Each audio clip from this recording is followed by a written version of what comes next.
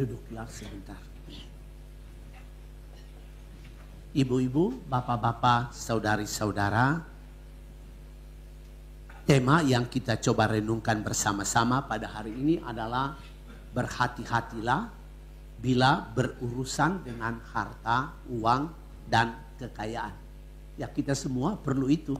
Perlu kekayaan, perlu uang, perlu harta ya untuk hidup kita di masa depan. Tetapi pada hari ini Tuhan Yesus memperingatkan kita, memberi warning, hati-hati bila berurusan dengan harta, kekayaan, dan uang. Mengapa?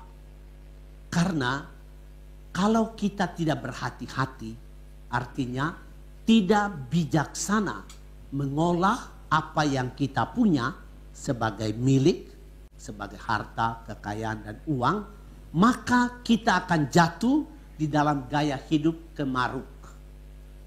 Gaya hidup kemaruk itu artinya loba, tamak, rakus, dan serakah. Nah, ini gaya hidup yang mencelakakan diri kita.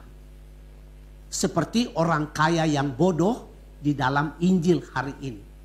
Dia begitu lobak, begitu tamak dan rakus, sehingga dia mengurung diri. Dia mengisolasi diri di dalam harta kekayaannya itu. Hidupnya kosong.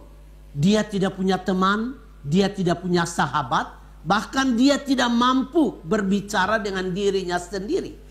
Bahkan sabda Tuhan kepada dia bahwa malam ini juga jiwamu akan diambil, dia juga tidak mendengar peringatan itu karena dia terkurung di dalam harta kekayaannya itu. Dan dia tidak mampu lagi meminta keringanan dari Allah yang memperingatkan dia, malam ini juga jiwamu akan diambil.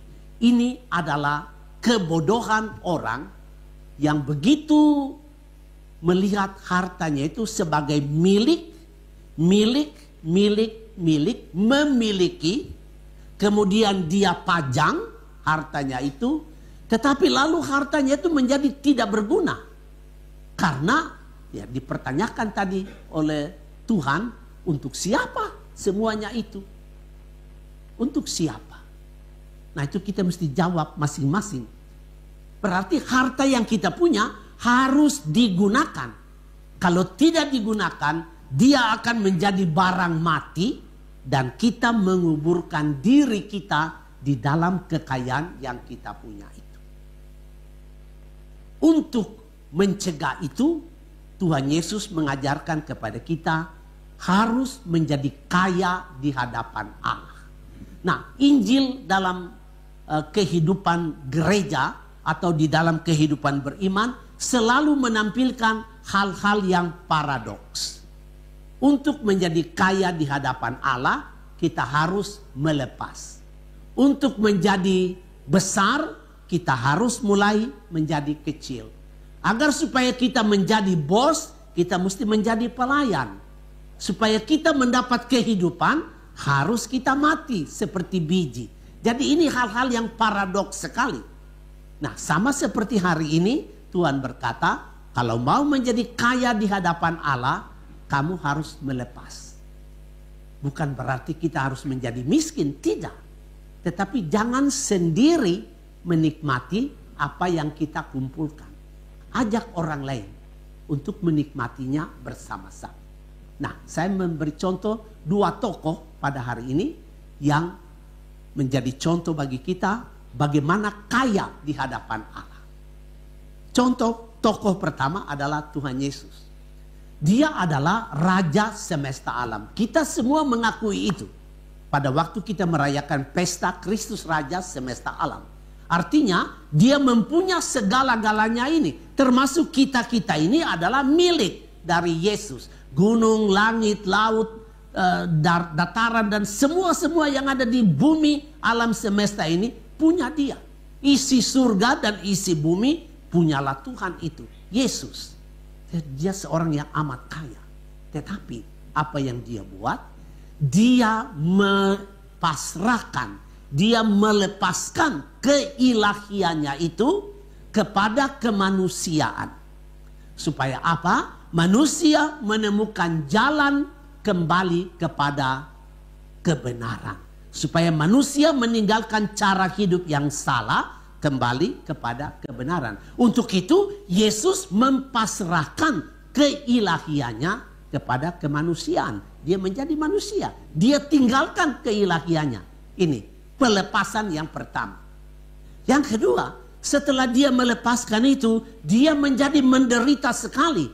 Kita semua tahu, dia mati di kayu salib. Dia melepaskan segala-galanya. Tidak ada yang sisa padanya. Dia memberi kepada kita manusia. Kemudian dia bangkit dari antara orang mati. Dan disinilah letaknya kemuliaan. Dia berbagi kegembiraan Paskah dengan manusia dan dunia. Dan harta paling berharga dari Kristus yang dia berikan kepada kita adalah rohnya sendiri. Itu harta yang paling mewah yang Tuhan tinggalkan kepada kita, yaitu Roh Kudusnya untuk membimbing kita. Ini contoh pertama. Kristus melepaskan semua yang ada pada dia, dan itulah sebabnya dia kaya di hadapan Allah. Contoh kedua adalah yang kita baca Injilnya hari ini, Santo Lukas. Santo Lukas ini seorang yang kaya. Karena apa? Dia seorang dokter dan dia seorang sejarawan, ahli sejarah. Maka dia orang terpandang pada waktu itu.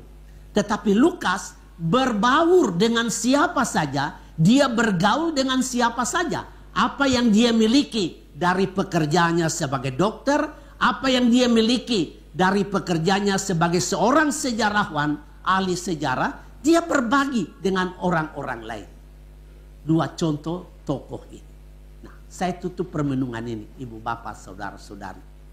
Pada waktu kita menjadi orang kaya, orang yang berharta, orang yang punya, tetapi lalu kita malas berbagi dengan orang lain, malas mengundang orang lain untuk mengambil bagian dalam kehidupan kita, disitulah kita menjadi orang kaya yang bodoh. Tetapi pada waktu kita berbagi dengan orang-orang lain, kita mengundang orang lain, kita menikmati apa yang kita punya. Itu memang karena saya mencari uang, saya mencari harta, saya mengumpulkan milik, ya saya mesti menikmatinya. Tetapi pada waktu menikmatinya itu, saya mengajak orang-orang lain, terutama orang-orang yang kurang beruntung, bersama-sama kita menikmati apa yang kita kumpulkan. Inilah orang kaya dengan nalar yang benar.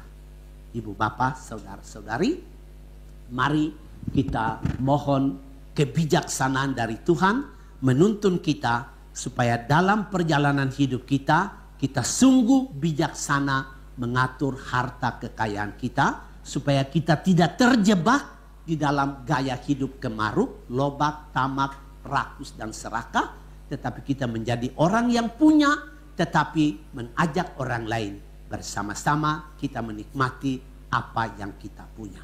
Itulah menjadi kaya di hadapan Allah. Amin.